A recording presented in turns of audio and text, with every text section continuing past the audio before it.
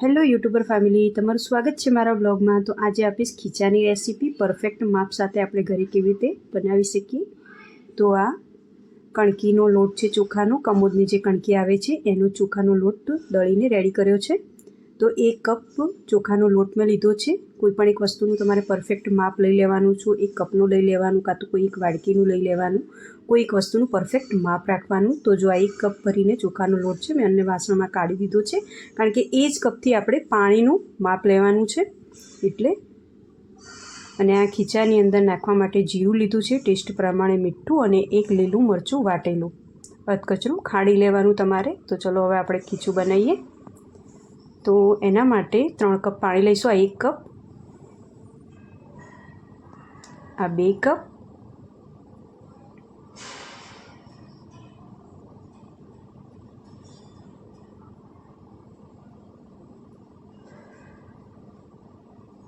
અને આ 3। 1 કપ ચોખાના લોટની સામે આપણે એ જ કપના માપથી 3 કપ પાણી લેવાનું છે। હવે પાણી મૂકી દીધું છે અને ઉકાળવાનું છે। એમાં આપણે જીરું એડ કરીશું,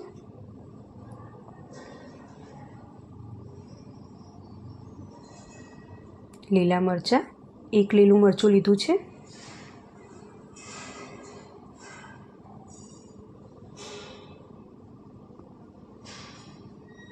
અને મીઠું થોડું ઓછું જ નાખવાનું,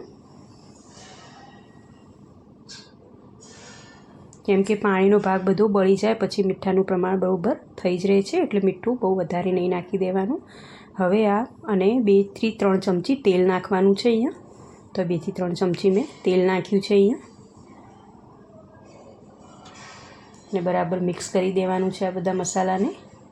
હવે આપણે ઢાંકી દઈશું આને અને બરાબર ઉકળવા દેવાનું છે આ પાણીને। તો જો આ રીતનું ઉકળે પછી જ આપણે અંદર ચોખાનો લોટ એડ કરીશું એ જ કપના માપથી। તો થોડો લોટ એડ કરતાં આપણે વેલણની મદદથી આને આ રીતે હલાવી લઈશું। થોડું નાખવાનું છે ને હલાવતા રહેવાનું છે। જો બધું એકસાથે નાખશો તો અંદર ગાંઠો પડી જશે, ગઠ્ઠા થઈ જશે।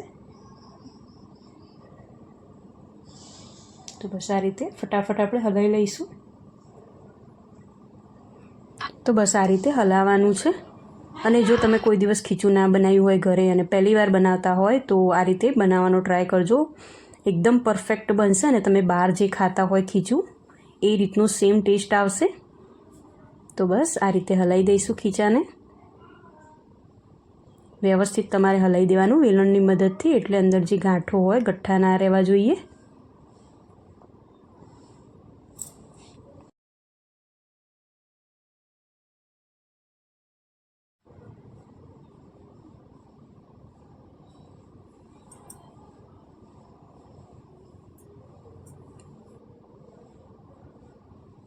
તો ગેસ મેં જો ધીમો જ રાખ્યો છે, બહુ ફૂલ ગેસમાં નથી કરતી આ પ્રોસેસ, ધીમા ગેસમાં જ કરવાની છે આપણે।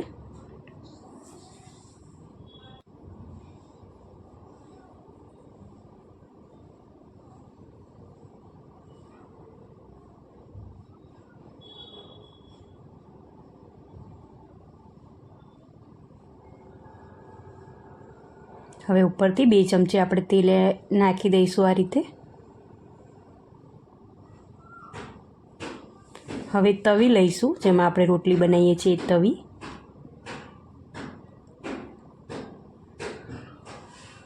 અને ધીમા ગેસે તવીની ઉપર આ જે વાસણમાં આપણે ખીચું બનાવ્યું છે એ વાસણને મૂકી દઈશું આ રીતે ઢાંકીને, અને ધીમા ગેસે આપણે લગભગ 5 થી 7 મિનિટ સુધી રાખીશું, એકદમ ધીમા ગેસ ઉપર। તો બસ વચ્ચે એકવાર હું ખોલીને ચેક કરી લઉં છું। તો જો એકદમ સરસ એવું ખીચું આપણું રેડી થઈ ગયું છે। તમે જે રીતે બહાર ખાતા હોય એ રીતનું જ ખીચાનો ટેસ્ટ આવશે તમને આ ખીચું બનાવશો એટલે।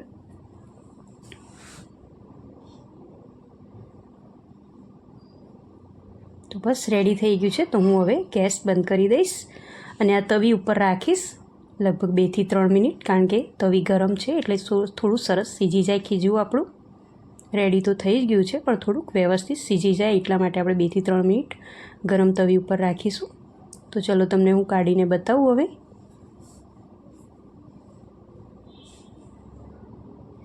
તો આ રીતે આપણે એક વાડકી લીધી છે. વાડકીની નીચે થોડુંક 1 ચમચી તેલ નાખી દેવાનું આપણે, અને એ વાડકીની અંદર આ રીતે ખીચું આપણે લઈ લેવાનું.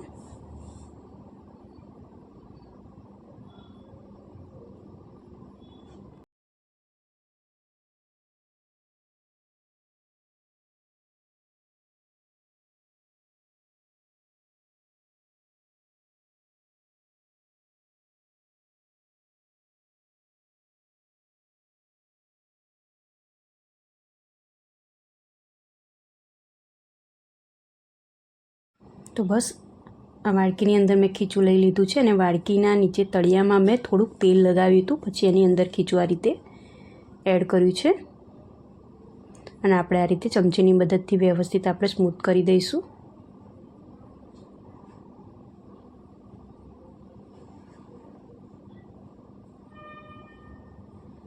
તમારા ઘરે કોઈ મહેમાન આવ્યા હોય અને તમારે એમને ખીચું બનાવીને ખવડાવવું હોય તો તમે આ રીતે આપજો, સર્વ કરજો આ રીતે. જો આ રીતે, એટલે દેખાવમાં એ સારું લાગશે અને ખાવામાં પણ ઇઝી પડશે. તો બસ જો આ રીતે આપણે શેપ આપી દીધો છે મેં વાડકીની મદદથી, અને વચ્ચે થોડો હોલ પાડી દેવાનો આ રીતે.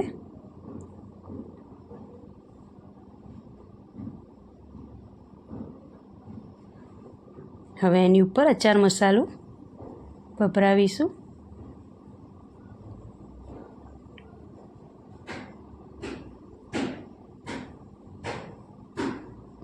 અચાર મસાલો આપણે આ રીતે ભભરાઈ દઈશું, અને જો લીલા ધાણા પણ તમારે ભભરાવા હોય તો તમે એની ઉપર લગાવી શકો છો, ભભરાવી શકો છો. તો આ ખીચું તમે સવારે નાસ્તામાં બનાવીને ખાઈ શકો છો. સાંજે આપણને ઘણીવાર હળવું ખાવાની ઈચ્છા હોય છે, બપોરે 4 થી 5ની વચ્ચે, ત્યારે તમે આ બનાવીને ખાઈ શકો છો. તો બસ હવે મેં તેલ નાખ્યું છે આની ઉપર. તો બસ જો આ રીતે ખાવાનું છે.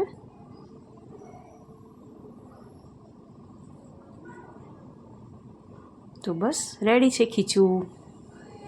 તમે લોકો જો આ રીતે ના બનાવતા હોય તો ચોક્કસથી ટ્રાય કરજો. એકદમ ઇઝી રેસીપી છે, એકદમ ઇઝી છે આ બનાવવું, અને આ માપથી તમે બનાવશો એટલે તમારું ખીચું પરફેક્ટ જ બનશે. તમારી કણકી એટલે કે તમે જે ખીચું બનાવવાનો જે લોટ વાપરો છો એ જેટલો સારો હશે એટલું ખીચું સરસ બનશે. મેં અહીંયા કમોદની કણકીનો ઉપયોગ કર્યો છે, એટલે ખીચું સેમ માર્કેટ જેવું જ બનશે. તો ચલો આવ.